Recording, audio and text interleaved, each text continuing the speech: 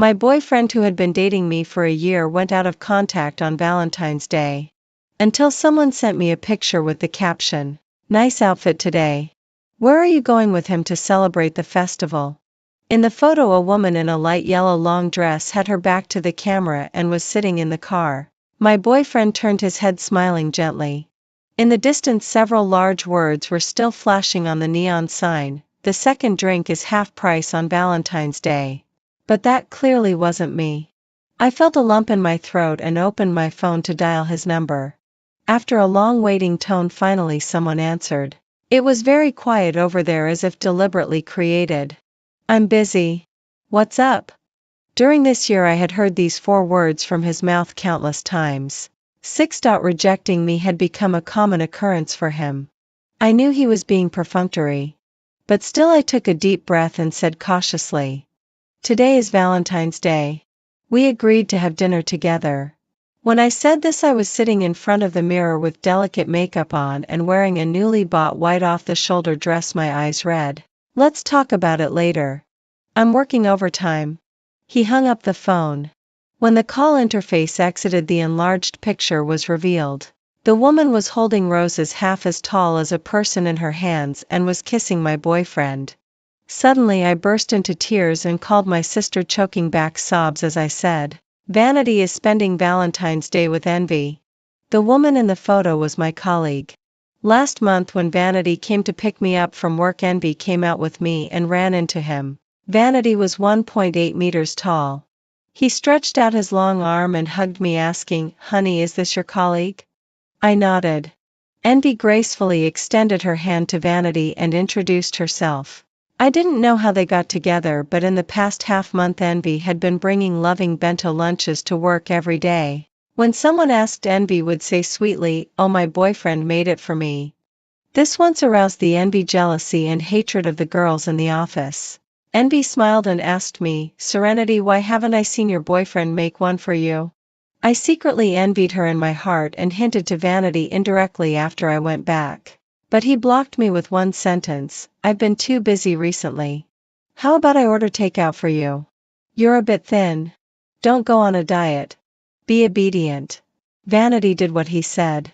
Every day at noon someone would come to deliver food on time. Compared with Envy's loving bento lunches, it was much more sumptuous. There was also a message card attached every day with sickeningly sweet love words written on it. My colleagues then began to envy me instead.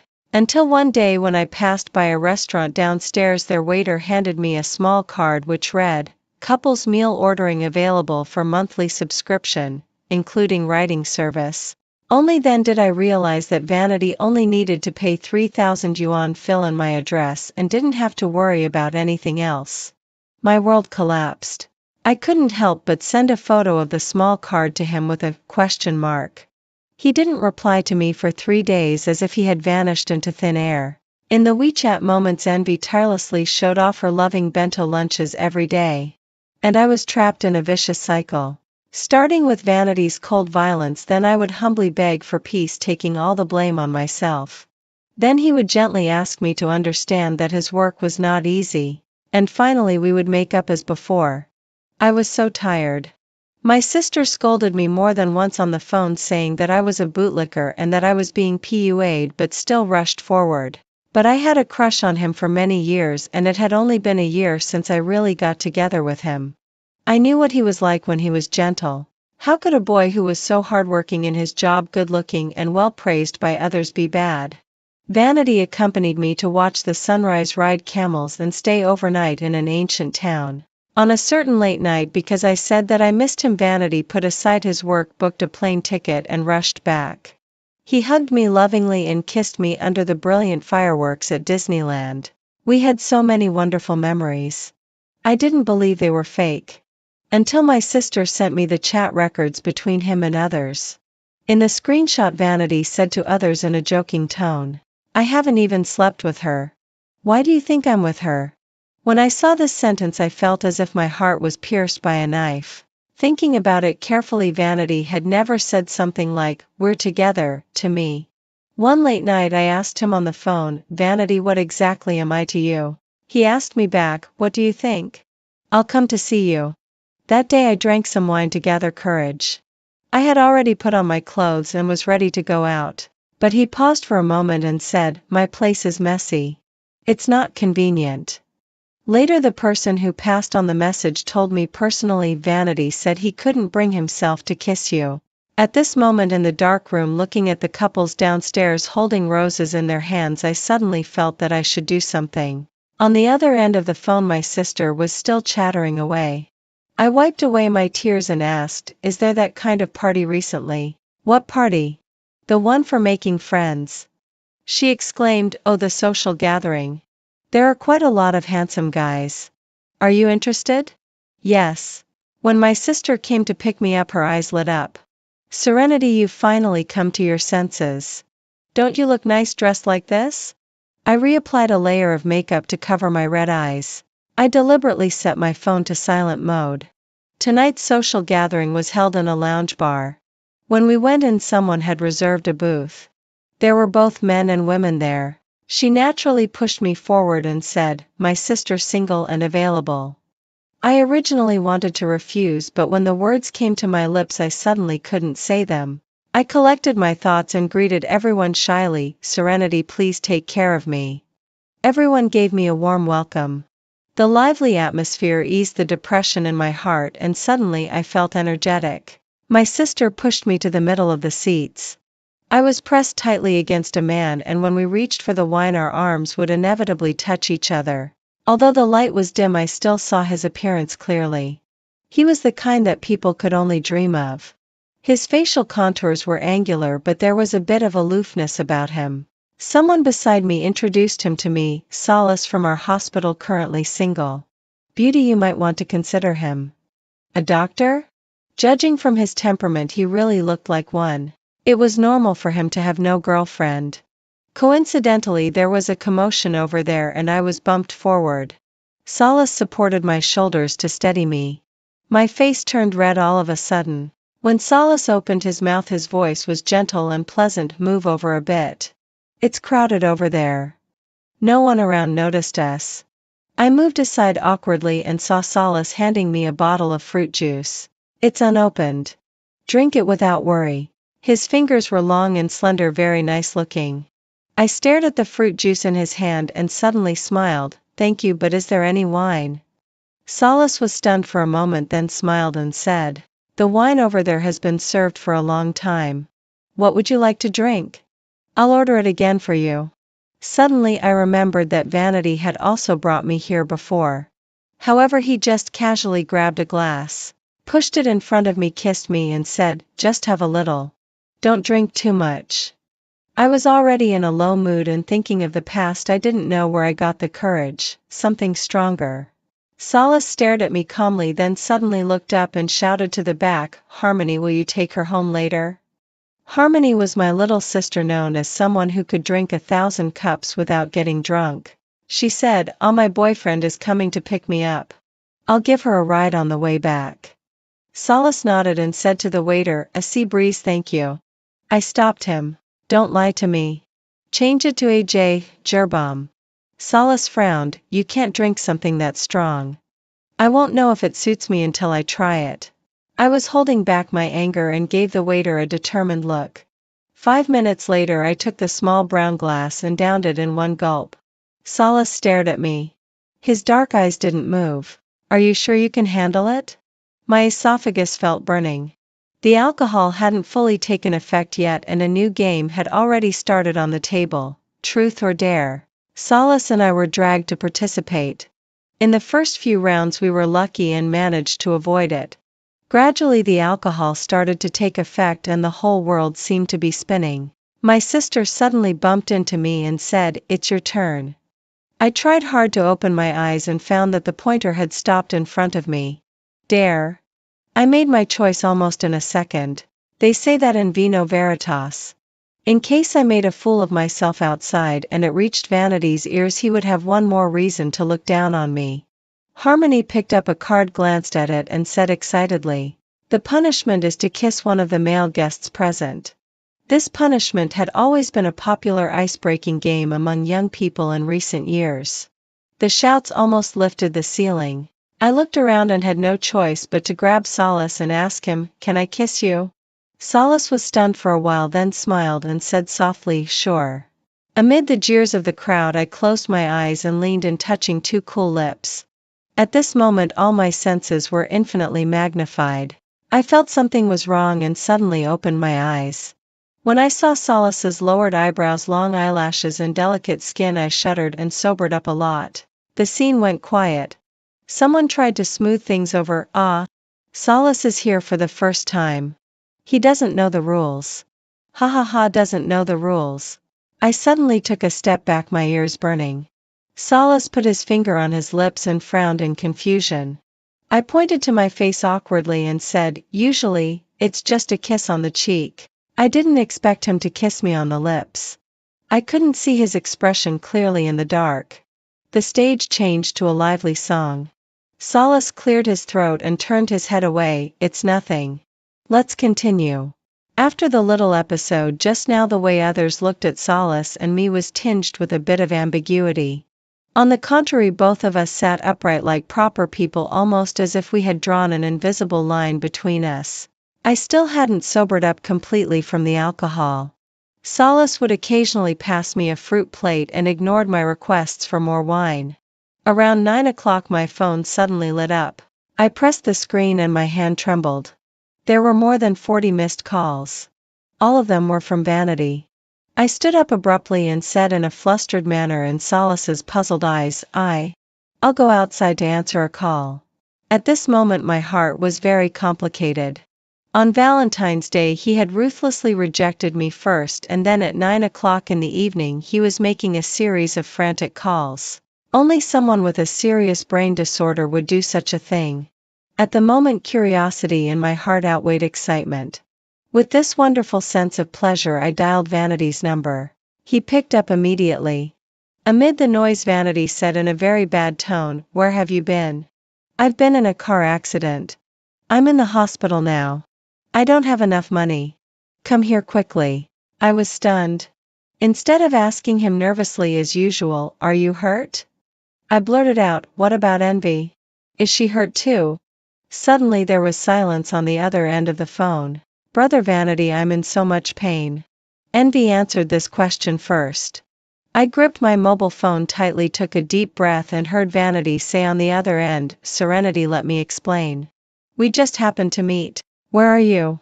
How much money should I bring?" Vanity paused and said apologetically, "The emergency room of the People's Hospital. 8,000 yuan in cash." I covered my dizzy forehead and leaned against the wall. "Don't you have any money on you at all?" "No, for the two of us, it's not enough." I said, "Oh, and then, take care of yourself. I'll be there soon. Wait for me for sure." After hanging up the phone I stared at it for a while. Suddenly I pulled out the SIM card and threw it out hard, cursing, "Asshole." The refreshing evening breeze blew up my bangs. Suddenly I felt refreshed. The small door behind me opened with a sound and Solace had already come out with a coat on. He was even taller than Vanity. I leaned against the wall and the top of my head just reached his Adam's apple. He smiled and said, "Go inside. I have something to do and need to go back to the hospital first." I had a sudden inspiration and asked, "The People's Hospital?" Solace put on his coat and gave a faint "Give me your phone." I handed it to him blankly. I saw him lowering his head and his slender fingers skillfully dialed a series of numbers and made a call. "This is my phone number. You can come to me if you need to see a doctor in the future." Halfway through speaking he got stuck and looked up and asked hesitantly, "Don't you take your SIM card when you go out?" I slapped my forehead. I remembered that the couple's SIM card bound with Vanity had already been thrown into the sewer. I said embarrassedly, "My phone was stolen a few days ago and I haven't had time to get a replacement yet." Solace suddenly sighed. The first time I wanted to give it but I couldn't. Seeing his troubled look I suddenly said, "Dr. Solace, I have a stomachache." He was stunned. "You got into the role so quickly?" I covered my stomach and whispered, "I haven't eaten all day. I really have a stomachache. I want to go to the hospital with you." Solace's originally relaxed face became serious. Suddenly he picked me up by the waist, stopped a taxi and put me in it. Half an hour later, supported by Solace, I was standing in the emergency hall of the People's Hospital. In the evening the emergency room was still crowded with people. When Solace took me to register, many doctors kept looking at us curiously.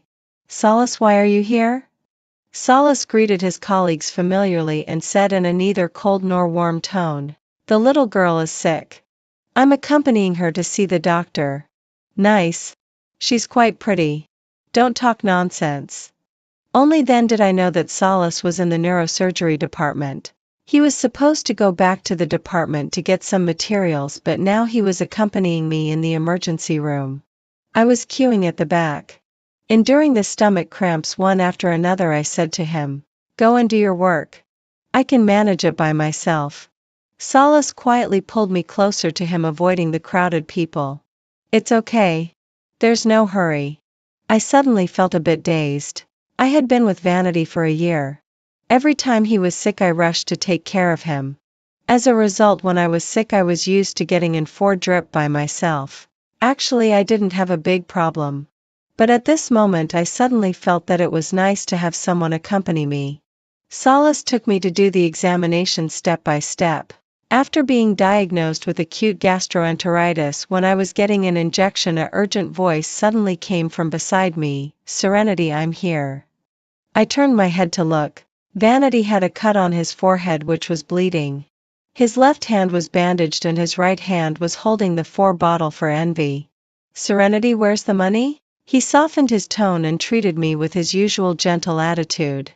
I looked at the small mini handbag still hanging on Solace's broad shoulder and was about to speak. Solace naturally took the 4 bottle from the nurse's hand and held it for me. He said faintly, "She doesn't have any money." Vanity's face suddenly became very colorful. He was hesitating between "your own brother, your cousin, your younger cousin, your distant younger cousin," and finally asked, "Your relative?" To be honest, my relationship with Solace was a bit delicate. Barely considered as friends, and we had even kissed. But if I said it out it would be like showing off to Vanity, "Look, I kissed another man. You're such a loser." It would be too demeaning. However, the thought of revenge grew crazily in my mind. I stared at Vanity gloomily and said seriously, "I'm chasing him." At this moment, except for Envy whose face lit up, everyone looked at me in surprise, including Solace's colleagues who happened to pass by. Vanity was stunned for a moment and then suddenly smiled. "Serenity, don't be naughty. Go and pay the bill first. After I get my wound stitched up I'll take you home." He hadn't even noticed that I was getting in for drip and that I had to stay in the hospital for observation tonight. Solace's colleague interrupted our conversation. He walked over holding the films. "Solace, I'm too busy. There are 2 mild cases here. They hit their heads in a rear-end collision. It's not a big problem. I'll treat you to a meal another day." After saying that, he stuffed 2 brain CT films into Solace's hands, patted him on the shoulder and said to Vanity and Envy, "A neurosurgeon, a professional. You usually can't see him without registering. In other words, you two are really lucky to meet an expert." Vanity's face looked like he was constipated while Envy's eyes lit up. Solace picked up the films and glanced at them faintly. "It's okay. Just get 2 stitches later and you can leave. My head hurts so much." Envy said in a coquettish voice. "Brother, can you stitch it for me?" I felt sick in my stomach. Solace's colleague heard this and said in surprise, "When Solace does it, it's usually a craniotomy. Little girl, don't make trouble. You can just go to the suture room for this minor injury." I looked up and asked, "What's a craniotomy?" Solace paused and explained gently, "It's a brain surgery." Vanity just came to his senses and said, "I'm Serenity's boyfriend. I haven't met you before. Let's add WeChat. Or leave a phone number. I'll thank you properly later for taking care of Serenity for me." He really wouldn't let go of any opportunity to expand his network. Solace said, "Sorry, I don't have WeChat and I don't need a phone number either."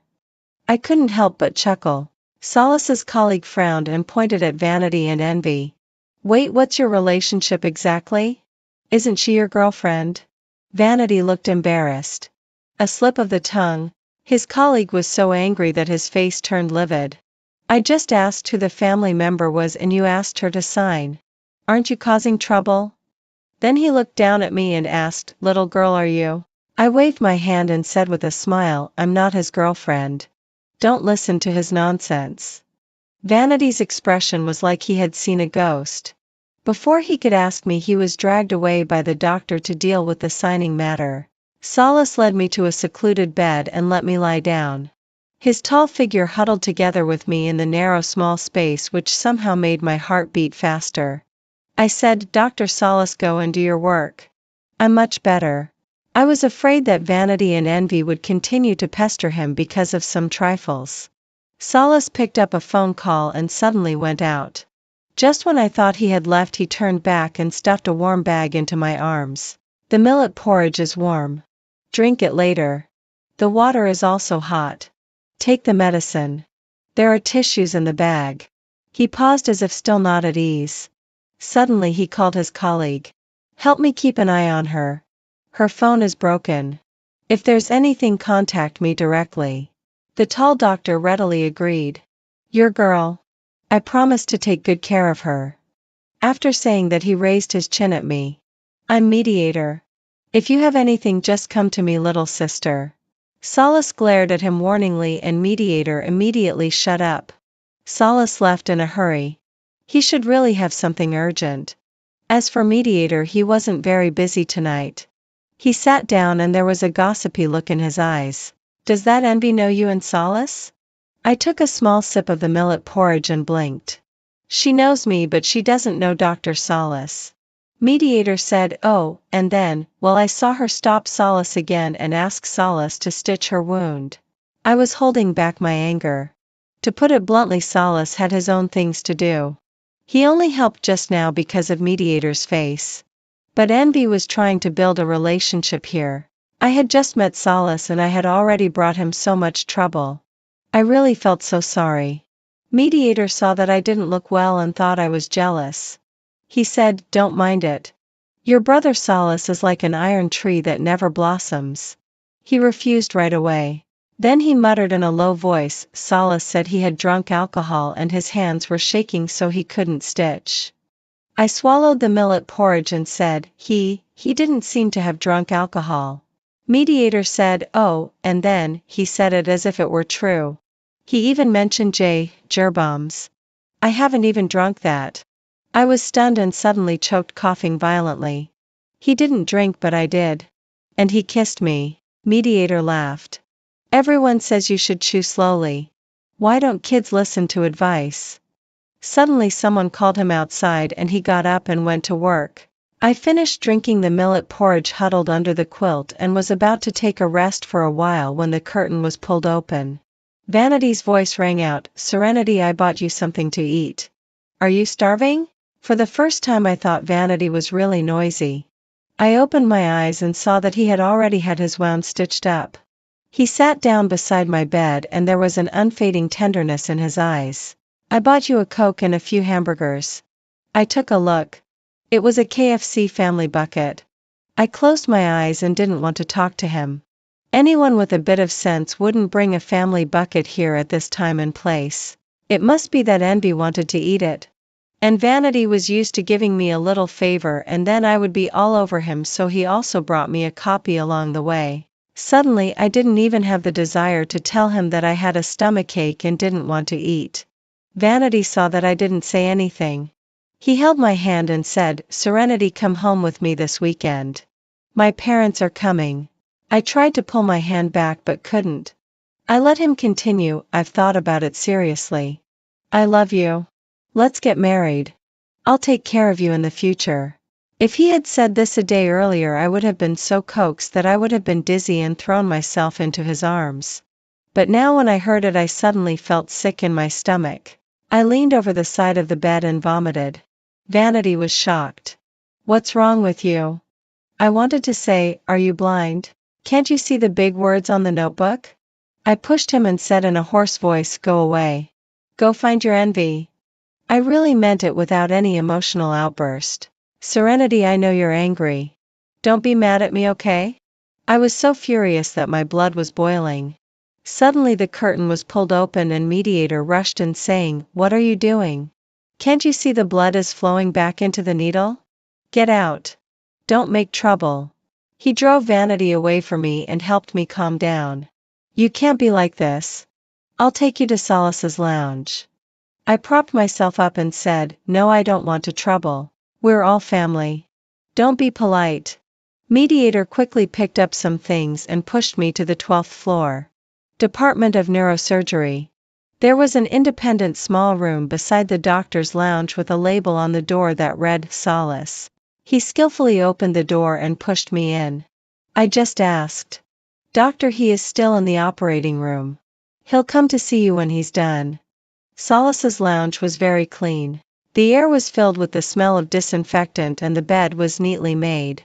There was a watch on the table and his coat that he wore today was hanging on the back of the chair. Mediator enthusiastically spread the quilt for me and said, "Just lie down." At first I sat carefully on the edge of the bed, but as I was really sick I gradually curled up under the quilt. The quilt smelled the same as Solace himself. It had a fresh smell of shampoo. I turned on my phone and tried to connect to a Wi-Fi randomly. To my surprise it actually connected. Instantly my WeChat messages exploded with a red 99 plus popping up. Half of them were from Vanity asking where I was. I didn't look at them carefully. Below were messages from my sister. "Serenity, you're amazing. You got the heartthrob so quickly. Remember to treat me to a meal another day." Further down were messages from my mom. The time was still a few minutes ago. It was 2 o'clock in the morning now. I pursed my lips and made a voice call. "Thank goodness, Serenity. Where have you been? Your dad and I were so worried." My nose felt sour. I had wanted to hold back, but when I heard my family's voices, the grievances that I had held back for a long time suddenly burst out like a flood. I cried and shouted, "Mom." There was a pause on the other end. Then Dad grabbed the phone and said, "What's wrong? Who bullied you?" "Dad will buy a ticket right away and will be there in a few hours." Tears were streaming down my face as if they were free. I sobbed and said, "It's okay. I just suddenly missed you guys." Mom was stunned for a moment and then let out a sigh of relief. "You scared me. You're alone outside. Take care of yourself. If you can't handle it, come back. Dad will support you with his pension." I laughed so hard that I almost blew a snot bubble. At this moment the door was suddenly pushed open. I was in tears and snot as I looked at Solace. He was wearing surgical clothes inside and a white coat outside. With his tall figure he looked like an aloof and charming god. Solace was stunned for a moment, then turned around and silently closed the door. He walked over naturally, put his hand on my forehead and asked, "Why are you crying?" I was dumbfounded. My phone dinged and the other party ended the call. In the next moment a video call request popped up. I panicked. If my parents knew that I wasn't at home and was in a room with a man right now, they would surely rush here overnight. "What's wrong?" he asked. "My parents." "Answer it. I'll talk." Solace didn't realize the danger at all. He opened a thermometer and put it in my mouth. So during the following video call the old couple on the other side seemed to freeze and only Solace was talking. "Uncle and Aunt, I'm courting Serenity. I had a surgery today and she came to see me. Yes, our lounges are separated by gender. Yes, we didn't sleep together. I just finished the surgery and came to see her." When the video call ended, the old couple were grinning from ear to ear, dreaming of having grandchildren. Before I could come to my senses, Solace said, "Open your mouth." He took out the thermometer, looked at it and said, "You have a fever. Didn't you drink any water?" I said, with little confidence, "I forgot. With Vanity interrupting me earlier, how could I remember these things?" Solace sighed and said, "Go to bed early. I'll take you to get a new SIM card tomorrow." I widened my eyes and said, No need. I can do it myself, Serenity." Solace suddenly looked at me seriously with a solemn tone. "Maybe you didn't listen carefully when I was talking just now. I had been afraid of being scolded by doctors since I was a child." His serious face scared me. Solace said, "I told your uncle and aunt that I'm courting you. So give me a chance." Boom. It was like brilliant fireworks exploded in my mind. It turned out that he wasn't just saying it casually to deal with my parents. He really meant it. My face in the mirror turned red and I stammered, "What? What do you like about me?" "Gentle, well-behaved, pretty and understanding. Do these count?" Salas paused for a moment and then suddenly smiled and added, "Anyway, you're quite cute when you're swearing." The only time in my life that I cursed someone as an idiot was heard by him. He patted my head and said, "You sleep here tonight. I'll go to the next room." I had always been in good health and the next morning I was full of energy. Since Salas had to work overtime last night, the hospital gave him a day off today. When I walked out of his room, many doctors and nurses were looking at me with affectionate smiles. It wasn't until a long time later, when Salas and I got married, that they said that some people in the department had bet that Salas wouldn't get married before he was 30. Those who smiled at me were the ones who bet that he could, and they even won a luxurious seafood buffet because of it. Of course, that's all for later. When I was getting a new SIM card, the salesperson asked me if I wanted to report the loss and retrieve it. I thought about it. Since many of my accounts were still bound to that card, I nodded in agreement. "Madam, your couple's card package isn't very cost-effective. You can consider upgrading the package." I had already explained to Salas on the way. After all, I had secretly and openly liked Vanity for 5 years. It was only last night that I decided to pull myself out of that mess. If he minded, I could understand. Salas asked with a straight face, "Can it be rebound?" The salesperson was stunned for a moment. "Which aspect of rebinding do you mean?" "Change to a new boyfriend." The salesperson's expression was probably like this. She had never heard such a strange request before. Half an hour later, Salas and I walked out of the business hall. He was looking down, operating something on his phone screen. I leaned over and asked, "Dr. Salas, what are you doing?" "Setting up shortcuts. By the way, memorizing your phone number." I suddenly felt ashamed of my behavior. It was like the top student in the class who not only studied well but also worked harder than you. I took out my phone and did the same. Salas smiled and said, "Don't be nervous. Just relax." I was so nervous. "Okay." He sent me downstairs to my home, gave me my bag and the fried rice with egg and said, "Go back and take good care of yourself. Call me if anything happens. I'll tell you before I go into surgery. I might reply to your messages late. Don't overthink it." No one had ever talked to me so patiently and carefully before. Maybe this was the sense of security that my sister mentioned. My heart was pounding. I nodded and said shyly, "Okay." Salas watched me go upstairs before leaving. I walked out of the elevator full of joy. When I looked up, Vanity was leaning against the wall. Hearing the noise, he raised his head. He looked a bit haggard with obvious dark circles under his eyes. "Serenity, you're back." I put on a cold face and turned around to go back into the elevator. Vanity ran over and blocked the elevator door. "Serenity, don't be angry. Let's make up." "Why should I be angry? Have you done anything to apologize to me?" I stared at him, wanting him to admit it himself that he had cheated on me and that he had unscrupulously laughed at and slandered me in front of his friends. Vanity took a deep breath and said, "I'm sorry. I shouldn't have ordered the cheapest lunch for you." I remembered that the packages on the small card were divided into 3 grades, A, B, and C. I was instantly furious. He really did such a thing. And this was just the most insignificant thing among all the things he had done wrong to me. "Vanity, are you crazy?" I pushed him away and quickly pressed the elevator button. But Vanity still squeezed in. I walked angrily to the entrance of the community where there were the most people. I stopped, faced Vanity, who was following closely behind, and suddenly picked up my handbag and started hitting him crazily. "You're crazy. Shameless. You're such a scumbag. How dare you come to see me?" Vanity was stunned by my beating, and then he got angry too. He tightly grabbed my bag and said, "Serenity, I gave you a chance. Don't be ungrateful." "Who needs your chance? I'll make my own way down." All the neighbors around who knew me saw me making a scene and came to stop the fight one after another. "Young man, I warn you. Don't lay a hand on her. Let go. We'll call the police if you keep this up." Vanity gritted his teeth, looking ferocious. I'm her boyfriend. Mind your own business. Who's your girlfriend? A faint voice came from behind the crowd. It easily calmed down the situation. A hand reached out through the gap between people, put it around my neck and pulled me back. My back bumped into someone's chest. I looked up and saw Solace, who had come back. He said, "I'm her boyfriend." I had never thought that the drama of two men competing for one woman would happen in this community where square dancing and playing chess were the trends. I lowered my head in embarrassment, tugged at Solace and said, "Stop talking. Let's go."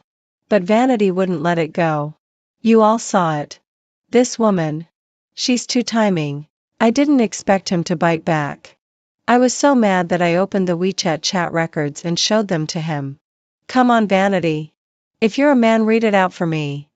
It was exactly the message he sent. "I haven't even slept with her. Why do you think I'm with her?" Vanity didn't expect that I had screenshots in my hand. His face suddenly turned very ugly. I swiped to another one which said, "I can't bring myself to kiss her." Enough.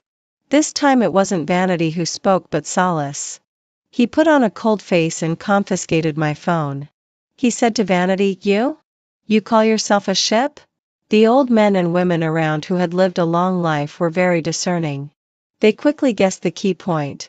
"You didn't like her but kept her hanging. Now that she has a boyfriend, you're not reconciled. It's too late to care now. You're really bad." Vanity left in disgrace, his face turning red and then pale. Solace touched my head and said, "Don't live here anymore. Let's change houses." Changing houses was not easy. I had put a lot of effort into finding this place at that time. He saw my hesitation and said, "My colleague just bought a new house and was planning to use it for getting married. But there's no suitable person yet and he's planning to rent it out." "Dr. Mediator?" "Yes." "Then let's ask." He directly made a phone call, asked about the situation and then hung up and said, "It hasn't been rented out yet. The monthly rent is 1,700 yuan. Is it acceptable? If not, I'll talk to him." I nodded. 1,700 yuan was already a very low price for a new house. The landlady of my old house was very nice. When she heard that I was being pestered by someone, she waived my penalty for breaking the lease directly. She also said that a young girl must find a boyfriend, otherwise no one would protect her if she was bullied. I didn't know whether to laugh or cry, but I insisted on giving her the liquidated damages. A few days later I moved house. Solace had a surgery to perform and didn't come. Mediator came instead. He helped with great enthusiasm, as happy as if he were moving house himself. The house had one bedroom and one living room, was fully furnished and had been finely decorated. Mediator was muttering to himself in the room while I was sweeping the floor in the living room. When I looked up, a woman walked in. She was very beautiful and every move of hers showed the elegance of an intellectual beauty. Mediator came out of the room and the three of us just stared at each other. The beautiful woman twitched the corners of her mouth and said, "Is this what you asked me to come and see?" Mediator's face suddenly turned pale. No, listen to me explain." The beautiful woman curled her lips and walked away with her head held high. I stood there awkwardly and asked, "Is she your girlfriend?" Mediator quickly put on his coat. "Almost. I'm leaving now. You can wait for Solace tonight." With that he had already disappeared through the door. I didn't understand why he asked me to wait for Solace. I closed the door and started tidying up the house. Around 7 o'clock in the evening my mobile phone rang. I opened it and found a message from Solace, "Open the door." I rushed over and opened the door. Solace was standing at the door with some vegetables, fruits and melons in his hand. He handed them to me and said, "I bought them on my way here. Take them." I took them in a daze. The door was wide open and I saw Solace turn his back to me, take out his keys and try to open the door opposite. So he lived opposite. I just stood there blankly and watched as Solace inserted the key. But after several minutes the door just wouldn't open. I licked my dry lips and asked tentatively, "Would you like to come in and sit for a while?" Solace smoothly pulled out the key, turned around and walked back. Okay. I had braised pork ribs in the pot and rice cooking in the rice cooker. I had just cooked enough for one more person. I said, let me add another dish. Wait for me a moment. Solace took off his slippers and held me back. Let me do it. You can cook? Solace gave me a look. Shouldn't I be able to? Mainly the set C meals from Vanity had left me with quite a psychological shadow. Solace skillfully picked up an apron and tied it around himself.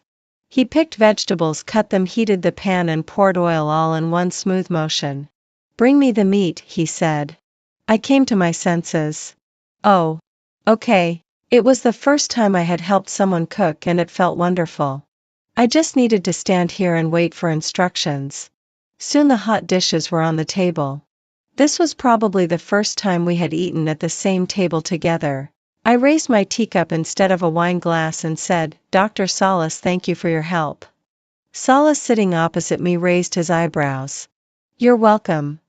The atmosphere became a bit awkward. I buried my head in eating. Suddenly a piece of pork rib was put on my plate from across the table and he asked, do you have any plans for the weekend? I shook my head. Recently I had been working on a plan. I had stayed up late for several days to rush it and it was almost finished. I happen to be free this weekend. Solace said, where would you like to go? The amusement park.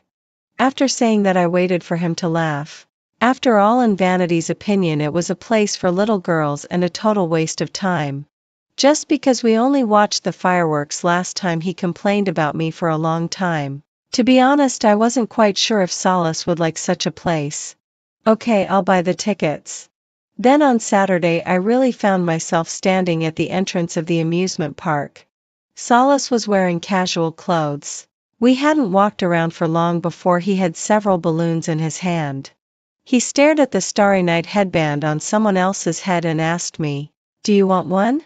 I hesitated for a moment and nodded. Yes. Solace smiled and bought one. He put it on my head himself.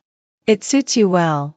There weren't many people today and we didn't have to wait in line for long. I dragged Solace and ran around crazily in the park, having a great time and forgetting everything else. It seemed that I hadn't felt like this for a long time. I pointed to the roller coaster and said, let's go there. When I turned around I found that Solace had hung up the phone. He sighed and said with great apology, Serenity, I have to go back to the hospital. I paused, gradually put down my hand and scratched my hair. Okay, you go and get busy first. For so many years I had long been familiar with such scenes. Suddenly Solace walked over, rubbed my hair and said, remember the restaurant I pointed out to you just now? Yes. Go and eat something if you're hungry. I blinked. I know, don't go to places with a lot of water. It's easy to catch a cold. Okay. Keep an eye on your valuables. If you have any difficulties, remember to ask the police for help. I nodded and said seriously, Dr. Solace, I'm an adult. There's no problem. Solace seemed to want to say something but held back. I stared at him amusedly and asked, Dr. Solace, do you have any other instructions? He looked at the time, then suddenly held my hand. Would you mind having one more boyfriend? He asked this question in such a hurried tone as if I would run away if he was a second late. My face suddenly felt like it was on fire and I stammered, no. No. No. Solace chuckled and said, there's no rush. Wait for me to come back. I sat in the restaurant for the whole afternoon, absent-minded. During that time I received a call from Vanity. I hung up 3 times but it was no use. So I picked up impatiently. Then Vanity's voice came through. Serenity, you've moved house? Yes. Where did you move to? I'll come and find you. I paused and asked, what do you want to find me for? Vanity suddenly said, Serenity, you don't think Solace really likes you, do you? Why? What makes you worthy of his liking? You've only known each other for a few days and don't even understand each other. But I've known you for many years, Serenity. You're simple, kind and easy to deceive. If it weren't for me protecting you all these years, you would have suffered a lot. His words were gentle but forceful. Even if he likes you for a while, can you be sure that he'll always like you and marry you? Don't be so naive, Serenity. Come to me. Now my parents are at home. I'll take you to meet them and give you a promise. Let's get married. After listening to his words, I took a deep breath and said, are you done with your last words? There was a short choking sound from Vanity's end. I quickly hung up the phone and blocked all his contact information. Vanity had always been putting me down and suppressing me in this way, and it was only now that I realized that all of this was his way of controlling me. I thought I don't want to wait for the fireworks in the night show anymore. When I rushed to the hospital, I bumped into Solace, who had just finished a surgery. He rubbed his forehead, looking exhausted. When he saw me, he was full of surprise. I really looked rather undignified with the Starry Night headband on my head, 3 balloons tied to my hand, and a childish little bear backpack on my back. People nearby saw us and laughed. "Solace, you're so happy. Your little girlfriend has come to pick you up after the surgery." He took out a tissue and wiped the sweat off my forehead. "Why are you here?" "I was going to find you." I summoned up my courage, blushing furiously, and shouted out my answer: "I don't mind if you become my boyfriend." I heard laughter coming from the office next door, as if it could lift the roof off. Solace coughed lightly and held my hand. "Okay, I got it." Before leaving, I was holding a whole box of Want milk and a big watermelon given by Solace's colleagues. They said it was better to give these things to me than to leave them in the office. On the way back, Solace glanced at me intentionally or unintentionally a few times. "Actually, you didn't have to come back.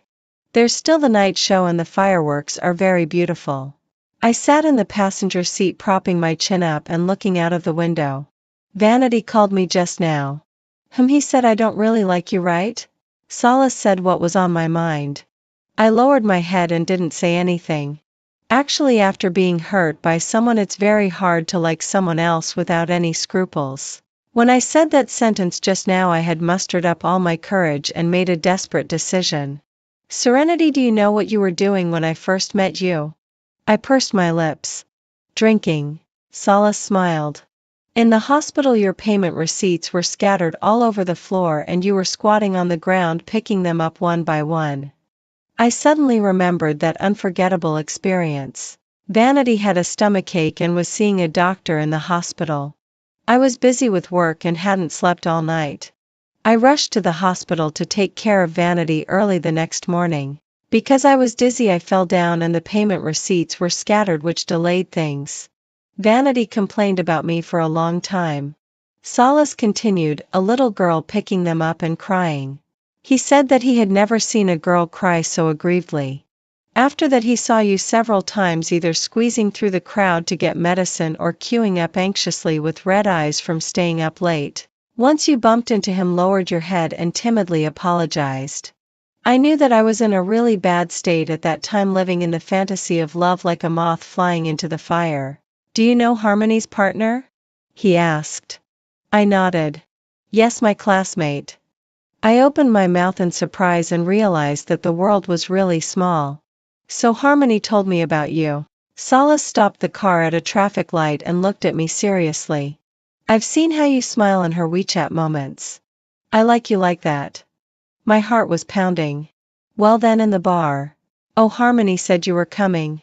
I just wanted to see how you were doing." Solace smiled. "Who knew that she said you were single?" I had no reason not to make a move. "Then you kissed me." "Well, sorry, I did it on purpose." Solace and I hadn't been together for long when my parents rushed over. So he met my parents unexpectedly. Fortunately, everything went smoothly without any mishaps. And the next day, Solace also called his parents over. The parents of both sides met each other and had a simple meal together. The marriage between Solace and me was settled. With good things coming soon, I became much more cheerful. The planning proposal was approved and there was hope for a promotion and a salary increase after the spring festival. One day when I passed by downstairs of the company, I received a small card from a merchant again. It looked a bit familiar. After thinking about it, wasn't it Envy's loving lunchbox? Because of what happened last time, she had been mocking me openly and secretly all the time. Recently she was keen on showing off that Vanity had taken her to meet his parents. I knew that Vanity's parents had a suffocating way of urging him to get married. Since he couldn't get me, he took Envy instead. One day at work, I saw Envy rummaging through my things. That small card for ordering meals was accidentally turned out. In the next half an hour, Envy's shouting on the phone echoed in the corridor. I heard that envy rushed to Vanity's company, exposed all his scandals in front of everyone, and even clearly stated how many women there were in his WeChat. Finally, the two of them were detained for fighting and indirectly lost their jobs. When I went home in the evening, I told Solace about this gossip. He was sitting on the edge of the bed using a hair dryer to dry my hair for me and occasionally responding faintly. In the end, he simply kissed me to stop me from talking. This gossip indirectly made me get up late the next day and almost miss the originally scheduled time to go to the Civil Affairs Bureau. On the way, I sat in the passenger seat and complained softly. Solace just smiled without saying a word. I looked at the scenery passing by quickly outside the window and suddenly realized that Cupid will favor everyone. Adapted from the real experience of a friend. Wish you a pleasant reading. Serenity's famous saying, Cupid will favor everyone, except vanity. When I was carrying the thermos bucket to the hospital, Colt's mocking voice came from the half-closed door. Do you think I would like her? Come on. It's just for fun. Would I be serious about a game? But, Colt, you've been with Sister Sophia for 5 years. That's because she's obedient and sensible. She doesn't ask for much like those others, and she's not so utilitarian. My hand froze in midair and I had mixed feelings in my heart. Thinking about last night when he gently stroked my face and said he would marry me. It turned out that everything was a lie. It was just a game. I put the thermos bucket at the nurse station and left the hospital. I wandered aimlessly on the street in the middle of the night. I had been with him for 5 years and never asked for any formal title. But when I heard him say he would marry me last night, I was extremely excited inside. I thought that nothing could be happier than that in the world. I had loved him for more than 5 years. Because of him, I had become a different person. Actually, I had already known his attitude towards marriage in my heart. But when I heard those words from his mouth today, my heart still felt as if it had been stabbed by 1,000 needles. He had just had a car accident today. When I called him, he said he was okay and told me not to visit him. After all, it was no small matter for a public figure to enter the hospital, and there were many reporters. I knew that, so I arranged my work in advance, took 2 days off, deliberately chose the early morning to come, and even avoided the reporters waiting at the hospital entrance. But it was really a surprise. If I hadn't insisted on coming this time and remembered to make his favorite matsutake chicken soup, I might have been indulging in that beautiful dream and never woken up. I had a hunch in my heart long ago, but when I hadn't really witnessed it, I had been deceiving myself all the time, convincing myself that he also loved me. The shelf life of matsutake is very short. But it's not as short as the shelf life of Colt's feelings. The reason why I could stay by his side for so long was probably just because I was sensible and didn't cause trouble. In the dead of night, the wind blew and made my mind a lot clearer. Standing on the overpass and looking at Colt's smile on the huge advertisement on the commercial street, for the first time, I found it so dazzling. Once upon a time, how much I hoped that his smile only belonged to me. But I knew it was just a luxury. He would never belong to me. He didn't belong to anyone. I don't know how long I wandered on the street before I took a taxi and went home. I numbly took a shower, didn't even dry my hair, and then curled up on the sofa. The air conditioner was set to a very low temperature. I wanted to pick up my phone and edit a message for Colt, but I didn't know where to start. Should I leave? I was reluctant in my heart. The beginning with him was like a dream. I would rather be bruised all over than wake up. But now that I had witnessed the dream being torn apart with my own eyes, it was impossible not to wake up. This house was under Colt's name. He was very generous to the people around him. He gave me a lot of things. He had said he would transfer the ownership of the house a long time ago. But he had always been busy, and I didn't care about these things, so it was put on hold. Now that I thought about it, it seemed that I had nothing left here except him. How could a 5-year relationship be broken off so easily? I looked at the room filled with his things, his smell, and even his favorite guitar. But I didn't have any sense of belonging here. It seemed that I was the passerby. I fell asleep on the sofa in a daze and woke up the next morning with a splitting headache. The phone rang. It was the special ringtone I set for Colt. I endured the headache and pressed the answer button. Bring me some porridge. I'm craving the porridge you cooked. Colt really had a way. He could make people do what he said without any resistance. I replied with an okay, and then put down the phone, leaning weakly on the sofa. I didn't know if his assistant had seen the thermos bucket last night. Maybe he had seen it, or maybe someone had taken it away. Who would care? He wouldn't care. He could get whatever he wanted. He was always surrounded by people flattering him, and no one had ever gone against his wishes. I took 2 pills casually and got up to make porridge for him. He loved the porridge I made. First, stir-fry the heads of high-quality lobsters to extract oil, then mash the lobster meat and blend it into the white porridge to cook. The process was very complicated and took a long time each time. I knew that he wasn't seriously injured actually, but because some bad news about him had been exposed a few days ago, he was avoiding it and simply went to the hospital to stay. The publicity team of celebrities knew very well how to use public opinion to create momentum, skillfully win some sympathy, and then suppress the bad news. That bad news was the rumor about him and a new actress. When he came to my place the night before last, he didn't mention a word about it. But my heart sank. That new actress was his type. The smile in his eyes in the pictures taken by paparazzi wasn't fake. Whether they had slept together or not, only the two of them knew. I suddenly remembered that after he said he would marry me that day, he also mentioned that the entertainment industry was really annoying. Everything would be photographed. It would be better to get married to shift the focus. So, was I just the right person for him to marry? A person who was obedient, didn't make a fuss, and didn't care about his private life. How ridiculous. I loved him, but I had to share him with others. I loved him, so I could only wait eagerly for him to come to me, but didn't dare to take the initiative to send him a message. And he would take all these for granted. I scooped the porridge into a bowl, put on a mask, and went to the hospital. There were a lot more reporters outside the hospital than in the evening. I sneaked in through the side door. I got on the elevator of the inpatient department. Suddenly, I found that the new actress was also in the elevator. Was she also coming to see Colt? Despite the presence of so many reporters? I slowed down my steps and waited for her to get out first. She was wearing sunglasses and a mask, with a graceful figure and a face full of collagen. She was really charming.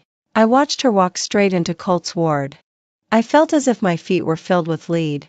Colt's assistant, Henry, welcomed the actress in with a big smile on his face. What should I do? Pretend that I knew nothing and walk over, give him the porridge, and then go home? I stayed at the elevator entrance for a full 5 minutes and my mind was in a mess. Until I heard a voice beside my ear, "Sister Sophia, you're here." I managed to concentrate and saw Henry clearly. "This is the porridge for Colt. Take it in for him." "Don't. Colt said he wanted you to give it to him in person. If I take it in, he'll scold me later." "I should go in person? To let him laugh at me?" Henry seemed to remember something. "Oh, that, just now a junior came to Colt to rehearse the lines. I'll go and see if they're done." "Rehearse the lines?" What a good excuse. Fortunately, Henry helped come up with an excuse. If it were Colt, he probably wouldn't even bother to give an excuse. I gave a dry laugh and pretended to be calm and asked, "Since it's work, then I won't disturb them." Henry scratched his head. "Sister Sophia, come with me. They should be done talking." I don't know what kind of mentality I was in, but I actually went with Henry. Probably because I wanted to make myself give up completely. Those few steps were probably the most difficult steps in my life. Clearly knowing what kind of result I might face, I still walked over without hesitation. When I pushed the door open, I saw the two of them sitting very close to each other with a flirtatious look in their eyes. I calmly put the porridge on the bedside table. Colt didn't change his expression. "You haven't had breakfast yet, have you? Let's have breakfast together." I raised my eyes and saw that he was calling the female star. Henry probably felt embarrassed and came to help me serve the porridge. I served 2 bowls of porridge and put them on the small table. "If there's nothing else, I'll leave first." What's wrong with your voice? I've got a bit of a cold. I'm afraid of infecting Colt, so I won't disturb you. Colt, is she your nanny? The porridge she made smells really good. I held back the sourness in my eyes and walked out with my head held high. Maybe in Colt's eyes, I was not even as good as a nanny. Sister Sophia, well, Colt will be discharged from the hospital in 2 days. He's okay. He's been talking about the porridge you made this morning. You're in his heart. I pulled my mask to cover my face as much as possible. Henry, how many years have you been with him? 3 years. I've been with him for 5 years. I know his temper better than you do. So, you don't need to explain anything for him. I'll go home first. As for whether they had something going on or not, what did it have to do with me? It was all my own fault for insisting on staying by his side. I was just too tired. His rumored girlfriends changed one after another, and I seemed to be the place where he could come back to take refuge at any time. Whenever he came, I welcomed him. But he wasn't my benefactor. I didn't take a penny of his money. Maybe this was also my last bit of stubbornness. I thought that in this way, our relationship would be equal. But this relationship was unequal from the very beginning. After I got home, I felt like my head was going to explode. I took off my shoes and got into the quilt and fell into a deep sleep in a daze. I don't know how long I slept. The bed beside me seemed to sink a little. I couldn't even open my eyes and I didn't want to think about it, so I simply turned over and curled up on one side. But suddenly, a pair of strong arms hugged me from behind. I woke up with a start and looked back. Why are you back? Are you sick? You're so hot. My voice was terribly hoarse. Wasn't he asking the obvious? I pushed him away and propped myself up to get up, planning to get some water. Sophia, I sneaked back from the hospital to see you on purpose. Is this how you treat me? I was too lazy to argue with him. It was meaningless. He didn't have a good temper. No matter how humble the persona he created in public was, he was quite irritable in private. Actually, he wasn't like this before. In high school, he was very gentle to people and pulled me out of the abyss. So I had always firmly believed that it was just life that had crushed him and that he was still that gentle Colt at heart. Probably because it was the first time that I didn't do as he wished, he was a bit angry. Come here. I didn't stop walking and walked towards the kitchen, but he grabbed me and arrogantly blocked my way. You've got some nerve, huh? I looked into his deep eyes, which were burning with anger at this moment. I want to drink water. I said this dryly, and his expression softened a little. I'll pour it for you. He carried me to the bed and poured water for me in person. He really had that ability. When he wanted to be nice to someone, his tenderness was so intoxicating. But that was all based on when he was in a good mood. What was I expecting? Should I be grateful if he could act like he cared about me a little bit? After all, he was Colt. Didn't you eat all day? Get up and I'll take you out for something to eat. He handed me the water, his voice gentle. For a moment, I couldn't tell whether this was a dream or reality. Are you in a daze? Aren't you happy that I came? Why are you so listless today? I sniffed. It seemed that he easily brushed aside what had happened in the morning. I saw it with my own eyes. I'm afraid he wouldn't restrain himself in private. I didn't dare to think deeper about it. How many other people were there in the places I couldn't see? Just one was enough to give me a headache. Seeing that I closed my eyes, he held my hand and said, "Come out in 5 minutes. I'll wait for you outside." It was like this again. His gentleness didn't last more than 3 minutes. In a commanding tone. What was I to him? Was I his caged canary? I had taken a leave these 2 days because of his affairs and didn't go to work. But he could easily make my mood go up and down. Still, I put on my clothes and showed up in front of him on time 5 minutes later. He smiled with satisfaction and grabbed my hand. Let's go. I'll take you to have something delicious. You don't know how bland the food in the hospital is. I'm really craving some crayfish. Aren't you afraid of being seen? He was stunned for a moment. The paparazzi are all waiting at the hospital. I changed clothes with Henry and sneaked out from the back. My throat hurt so much that I didn't want to talk, so I simply kept silent. I hadn't eaten all day and was indeed hungry, but none of the dishes he ordered was light. I looked at a plate of fiery and spicy crayfish and a pile of barbecued food and rubbed my temples somewhat hopelessly. Why don't you eat? Isn't this your favorite? If it hadn't been nice when I ate it with you a few times, I would never have tried these things in my life. I put on gloves and started peeling the crayfish for him. Yes, I liked it very much. And I also hoped that someone could eat with me. Drinking beer, eating crayfish and enjoying the evening breeze in summer was such a pleasant scene. But his cell phone kept ringing non-stop. I didn't stop what I was doing with my hands. However, he still got impatient. Are you done yet? I'm hungry. Looking at the 4 or 5 peeled crayfish in the plate, I suddenly felt how ridiculous my behavior was. He came to me not because he was worried that I hadn't eaten, not because I was sick, but because he himself wanted to have a midnight snack and needed someone to peel the crayfish for him. Couldn't the waiter do this? Why did he have to wake me up? My hands trembled a little, and I threw down the crayfish. Sorry, Colt. I'm not feeling well today. You can peel them yourself. After saying that, I directly picked up my bag and prepared to leave. Sophia, what's wrong with you? Didn't I come back to have dinner with you specially because I thought you hadn't eaten? I looked at Colt's hair that wasn't messy at all and clenched my palms. Do you really just want to have dinner with me? Of course. If I didn't want to have dinner with you, would I bother to come back to you? Sit down. The crayfish won't taste good when they get cold. My throat hurts. I closed my eyes and forced the tears back.